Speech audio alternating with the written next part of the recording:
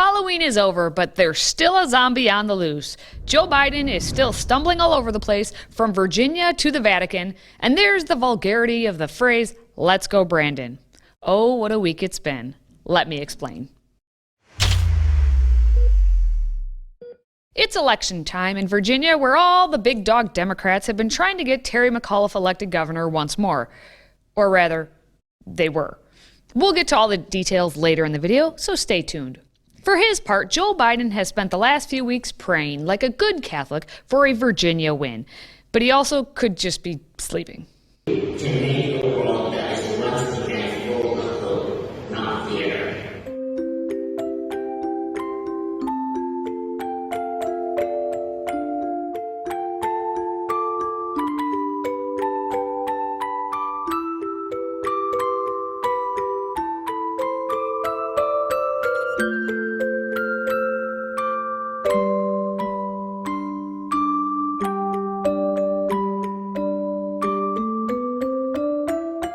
Exactly. I just have to correct something. Everyone took this clip completely out of context. Joe wasn't sleeping. He was just praying to the climate gods like a good Catholic. And yes, he is a good Catholic. He said that Pope Francis said that the voices in his head said he's a good Catholic when Biden met with the Pope for the first time as president on Friday. Mr. President, did he ever want to come up at all? No, he didn't. He came up and just talked about the fact that he was happy I was a good Catholic and I should keep receiving communion. He said that you should keep receiving communion. Yes. No. I'll get back to this in a moment. It's time for today's question. Joe Biden, what the what? You tell me the what in the comments below. Also, if you could share this, the 200th video I've done, I'd really appreciate it. Show the world that you are suffering through these episodes right along with me. Teamwork makes the dream work. Back to Joe, living in his own dream, where the Vatican has not confirmed Joe's statement of being a good Catholic, which means it probably didn't happen. Because yes, Joe is still A-okay with abortion, so do the math, carry the one. This means Joe's a good Catholic and should still receive communion. Or something. Biden went to Vatican City to meet the Pope, but also to be in Rome for the G20 meeting, and then on to the COP26 in Glasgow, where the main agenda item was climate change, so nothing useful. Don't get your undies in a bunch. I'm not the one who fell asleep while they were talking about it. Joe may just have been worn out from his undies getting into a bunch. Now, depending on what you want to believe, Biden had poopy pants at one point while meeting the Pope. Metaphorically, that statement always works, as in, hopefully his depends do as well. But we don't have any actual evidence of poopy pants happening despite this trending on Twitter. And if such physical evidence exists, I don't even want to think about it. Nonetheless, the truth is that there is a rumor existing that the President of the United States had a bathroom accident while visiting the Pope, which is beyond parody and a sad statement to the world about our country. As if we needed any more fodder for the foreigners. And then we got more fodder, as Biden was late to his press conference at the G20. Please sit down. I apologize for keeping you waiting. We were playing with elevators. Long story. At any rate. At least he had made it there and was ready to take questions that were not at all scripted or planned for. And now I'm happy to take some questions, and I'm told I should start with AP Zeke Miller. Zeke, you have a question? Okay, fine. At least he didn't get all creepy whispering man. We should move more rapidly to renewable energy, the wind and solar and other means of energy. But the idea that we're going to end and somehow, but it does on the surface, I admit to you. We're going to COP to deal with renewable energy, and I'm saying, why are you guys cutting off oil and raising the price just to make it look harder for us? But it's a legitimate question. I think, though, that if anybody thinks about it, no one ever thought that tomorrow, for example. No one, especially Joe, knows what is being said. And when Zeke from the AP asked his question about polling data from back home, Joe was this. So why should the world, believe that when you say America's back, that really it's here to stay? Because the way they reacted, you were here. They listened, everyone sought me out. They wanted to know what our views were, and we helped lead what happened here. It's just very simple. If you're honest, no, you are honest, that doesn't mean to imply you weren't, but that We got significant support here, significant support. The United States of America is the most critical part of this entire agenda, and we did it. And by the way, look, the polls are going to go up and down and up and down. They were high early, then they got medium, then went back up, and now they're low. Well, look, this is look at every other president. The same thing has happened, but that's not why I ran. I didn't run to determine how well I'm going to do in the polls. I ran to make sure that I followed through on what I said I would do as President of the United States. And that means he wants to run everything into the ground. Check. Let's get back to Virginia, where, yes, all eyes were on the gubernatorial race between Democrat Terry McAuliffe and Republican Glenn Youngkin. And in the climate karma world that Biden exists, let's look at the messaging that didn't age well. We're going to win. I think we're going to win in Virginia.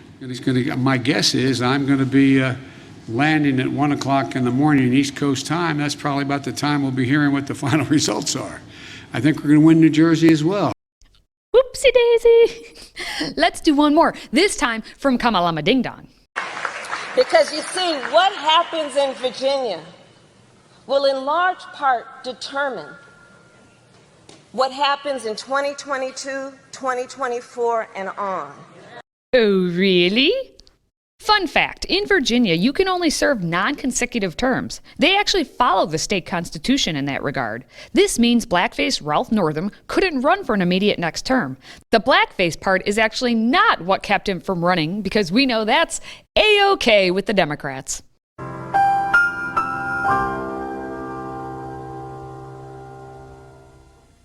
Terry McAuliffe was the governor before Northam and should have been able to win handily. Biden took the state 1 year ago by 10 points. Except that his campaign in the last month has been disastrous.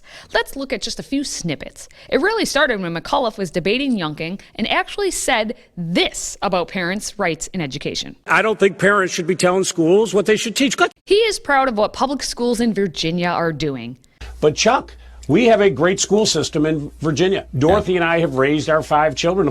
Raised your 5 children and have 4 of them go to private school, 1 actually going to Washington, D.C., because we know the public schools in Virginia are so great, especially Loudoun County. Makes sense. We actually know one of the McAuliffe children. Here she is, Sally, there on the left, taking some time to pose in front of a Republican office that has a sign for her father's opponent for governor. Thank you, Sally, for reminding me that the bird is still indeed the word. Sally could have been more discreet, like our friend, we'll call him Brandon, but I don't blame Sally. She just learned this from Daddy's campaign team. Because campaign spokesperson Renzo Olivari likes to put out tweets with language that is offensive and cause for firing, shaming, and generally cancellation in our current climate. But it's okay because he deleted the tweets and said in a statement, "I am ashamed. And I profoundly regret what I tweeted. I take full responsibility and I want to profoundly apologize and use this as a moment to grow and learn from my mistakes. I will continue working to fight for communities like mine in every way that I can." Remember, blackface Northam is the current governor. Well, for a hot second more. So it's all good. Now back to racism is to blame for everything if those things make the Democrats look bad. Now, the vote was on Tuesday, but days prior, Washington Post's Jonathan Capehart couldn't wait to call white supremacy on the election in the case that McAuliffe didn't win. The fact that we're having a conversation about critical race theory that is not taught in public schools in Virginia, it just goes to show how Republicans have decided that picking at white grievance and, tap dancing with white supremacy is their way back into power. And then when McAuliffe did lose, we have Jamil Hill, that lady who used to be the one on ESPN who likes to blame everything on white supremacy, then promptly blamed white supremacy. As she tweeted out, by voting for Youngkin, the white women were reporting for duty, and then ultimately after the loss, Hill said, "It's not the messaging, folks. This country simply loves white supremacy." Clearly, and so much so, that Virginia elected the state's first woman of color to serve as lieutenant governor. Winsome Sears has certainly won some, and Jamil Hill has just lost some. Capehart's and Hill's comments fell almost as flat as Kamalama Ding Dong's attempt at firing up a crowd to vote for McAuliffe just days before the election. Tell everybody you know to vote tomorrow. Nothing like saying, You want to meet me tomorrow? What you doing tomorrow? You got any plans tomorrow? Tomorrow's a good day. It's going to be a good day. I simply wonder why they didn't vote for him. There has been such vulgarity all over Virginia, as I just spent the past basically 5 minutes talking about. And yet, that's not at all what's vulgar in the eyes of the left. In fact, the most vulgar of all vulgarities is 3 simple words. Let's go, Brandon. So when a pilot supposedly said, let's go, Brandon, over the intercom, the left freaked out, calling for his firing, claiming it's the same as saying, long live ISIS. The whole kit and caboodle. How dare you? I am shooketh. Shooketh indeed, so vulgar. With all that vulgarity, I will show you what is considered not vulgar. I'm going to say one thing. Trump. So brave. Yes, I am outraged. Yes, I have thought an awful lot about blowing up the White House. Yes, she's mentally stable. As mentally stable as, say, Kathy Griffin. Nothing but stable. No vulgarity in that ginger. If you want to see something really vulgar, well, shield the children's eyes.